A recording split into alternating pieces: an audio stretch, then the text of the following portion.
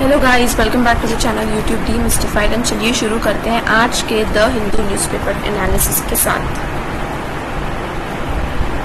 Inflation अब बहुत कम हो गया है। लगभग 1.5 साल बाद इन्फ्लेशन जो है वो 4.7% पर आ गया है, तो इट्स वेरी गुड थिंग। मतलब एक समय पे तो इन्फ्लेशन आप देख सकते हैं यहाँ पर ग्राफ में कि ऑलमोस्ट 8% तक छू रहा था। तो इन्फ्लेशन मैं आपको बता दूं जिन लोगों को नहीं पता है, 4.7% का इन्फ्लेशन क्या होता है। इसका मतलब है कि जैसे जो चीज़ 100 रुपये की है वो इन्फ्लेशन के बाद 104.7 रुपीज़ की मिलेगी। तो ये 4.7% का इन्फ्लेशन बढ़ा, तो एक समय पे आप सोचिए कि 108 रुपीज़ तक का इतना इन्फ्लेशन बढ़ चुका था। तो महंगाई अभी थोड़ी सी कम हुई है।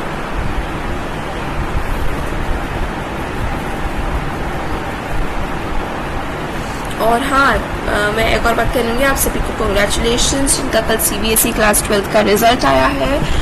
अब आप इस रिजल्ट के बाद बिल्कुल मेहनत करने लग जाइए कॉलेज के लिए। So very many congratulations to everybody जिनका कल रिजल्ट आया है।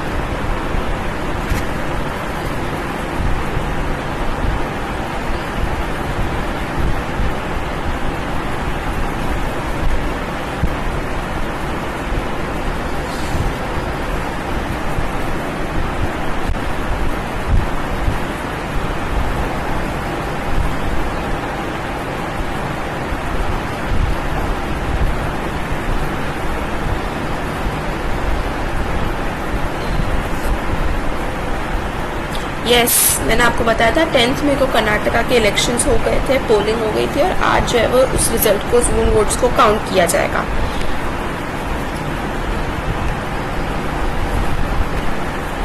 लेट्स सी कर्नाटका में कौन सी पॉलिटिकल पार्टी की गवर्नमेंट बनती है, कौन जीतता है।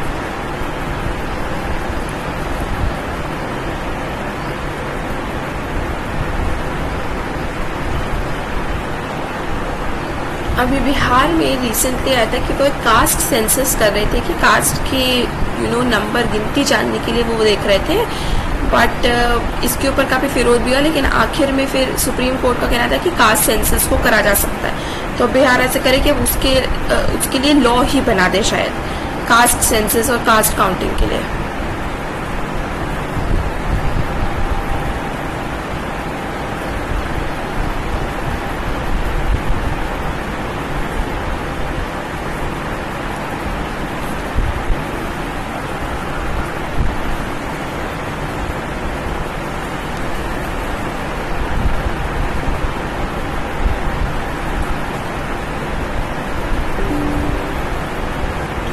Top court ruling on services is a boost for representative government in Delhi। तो सुप्रीम कोर्ट ने जो ये फैसला दिया है कि जो ब्यूरोक्रेट्स है वो दिल्ली गवर्नमेंट के अंडर में आएंगे, ये एक्चुअली दिल्ली गवर्नमेंट के लिए एक बहुत बड़ा बूस्ट है। इससे बहुत ज़्यादा फर्क पड़ेगा और अब पता चलेगा कि जो पुलिस ऑफिसर्स हैं जो हैं, अब देखते हैं कि दिल्ली गवर्नमेंट उनको किस तरीके से मैनेज करते हैं। अभी तक बहुत कंप्लेंट्स आ रही थी कि पुलिस अपना काम अच्छे से नहीं कर पा रही है, क्राइम रेट दिल्ली में बढ़ा हुआ है। तो लेट्स सी कि अब दिल्ली उसको किस तरीके से मैनेज करती है। ये या तो केजरीवाल को बहुत ऊपर लेके जाएंगे या फिर बहुत नीचे।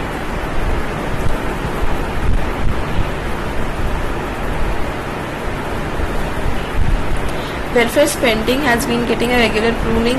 मतलब इसका मतलब है कि धीरे धीरे करके वेलफेयर स्पेंडिंग में कटौती होती जा रही है। तो इस बार का जो बजट आया था ना, उसमें भी हमने देखा था कि वेलफेयर स्पेंडिंग का मतलब कि जैसे सब्सिडीज़ पे, वेलफेयर स्कीम्स पे, जो भी गवर्नमेंट या जो पब्लिक सेक्टर से थोड़ी सी राहत मिलती है लोगों को, उनमें अब कटौती होती जा रही है। सो Ayush collaboration with ICMR for scientific validation is right step।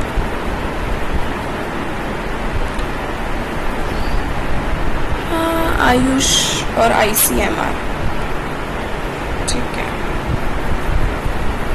Ayush जो है वो आयुर्वेदा के ऊपर काम करेगा और वो ICMR से उसको वैलिडेशन मिलेगा, साइंस से वैलिडेशन मिलेगा।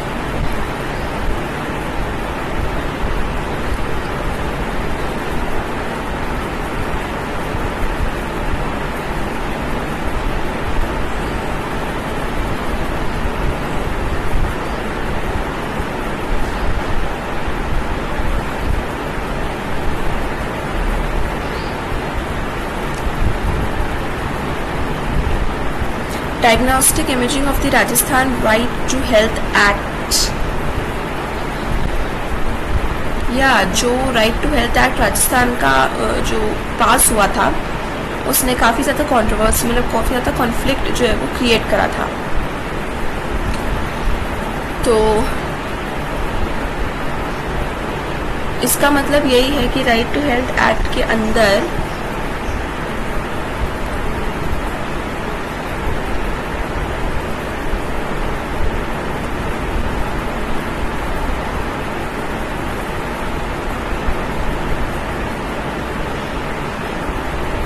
डॉक्टर्स को बहुत ही मतलब मिनिमम फीस में इमरजेंसी केसेस में पेशेंट को ट्रीट करना पड़ेगा।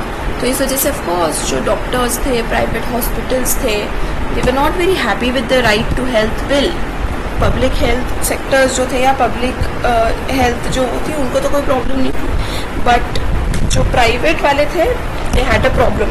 सो इस वजह से काफ़ी स्टर हुआ था इसमें।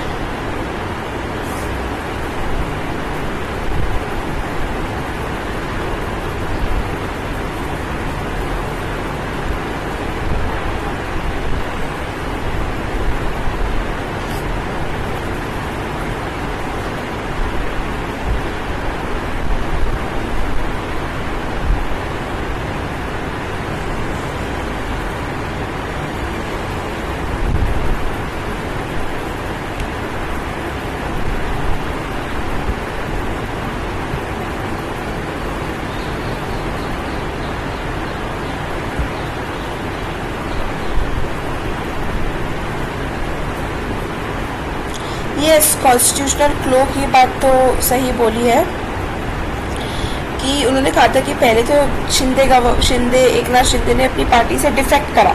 डिफेक्शन का लॉ ये होता है कि जो भी प्रेजेंट पार्टी से डिफेक्ट करके दूसरी पार्टी में जाता है या नई पार्टी फॉर्म करता है तो वो अपनी सीट उसकी छोड़ता है, उसको छोड़नी पड़ती है, उसका इलेक्शन कैंसिल होता है, वापस उसको री इलेक्ट होना पड़ता है, वापस इलेक्शन में स्टैंड करके उस पोस्ट को जीतना पड़ता है। वो ऐसा नहीं कर सकते कि अभी करंट सपोज एमएलए है, then he defected from the party and वो दूसरी पार्टी से एमएलए है। नो, अगर वो करंट एमएलए है, वो अगर पार्टी चेंज करते हैं तो फिर उन्हें अपनी सीट को छोड़ना पड़ेगा एंड दूसरी पार्टी से जीतना पड़ेगा। लेकिन एकनाथ शिंदे के साथ हुआ था कि उन्होंने पार्टी से डिफेक्ट किया था, लेकिन उन्हें इसीलिए नहीं जो है वो उन्हें सीट नहीं छोड़नी पड़ी बिकॉज उद्धव ठाकरे ने पहले ही प्राइम मिनिस्टर की पोस्ट से रिजाइन कर दिया था। इस वजह से जो है वो एकनाथ शिंदे और उनकी जो पूरा फैक्शन था उन्हें सीट नहीं छोड़नी पड़ी। तो एक तरीके से ये बात है कि कॉन्स्टिट्यूशन को बहुत ही अच्छा खासा बचाव मिला ये शिंदे गवर्नमेंट को। अब देखते हैं इस पर क्या कर सकते हैं।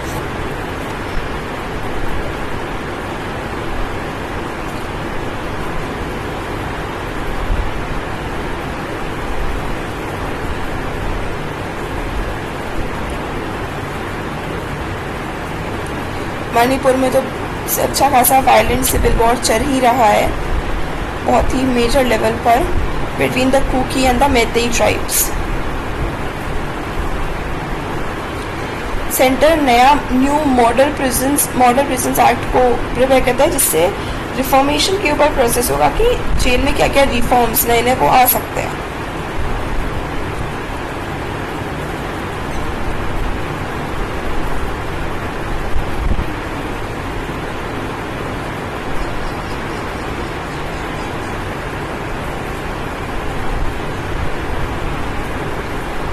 तो ये अभी तक आपको हमें पता ही है कि जेल में काफ़ी हो गया था, मोबाइल फ़ोन रखना, ये सब करना बहुत ज़्यादा कॉमन हो चुका था। तो ऑफकोर्स उस चीज़ के लेकर अब स्ट्रिक्ट हो जाएंगे कि अगर कहीं भी मोबाइल फ़ोन वगैरह इस टाइप की कोई भी चीज़ मिली तो बहुत ज़्यादा पनिशमेंट मिलेगी। एंड बिजनेस को लीगल एड, पैरोल वगैरह भी दी जाएगी। मतलब दोनों तरफ से हर तरीके से बहुत सारे रिफॉर्मेशन जो है वो ये एक्ट लेकर आएगा।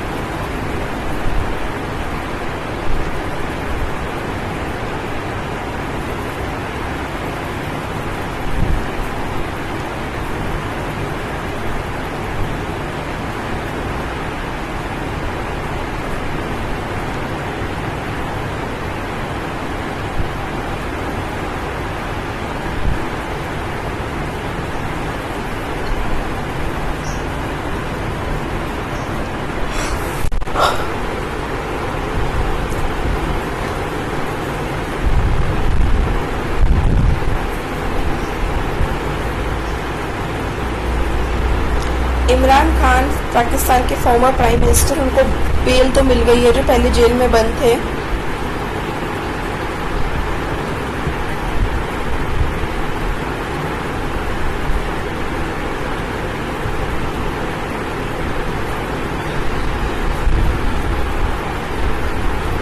चाइना क्या कर रही है, पूरा का पूरा एनवॉय भेज रही है। एक एनवॉय जाएगा रशिया, एक एनवॉय मतलब एक group of people with a mission, with an agenda.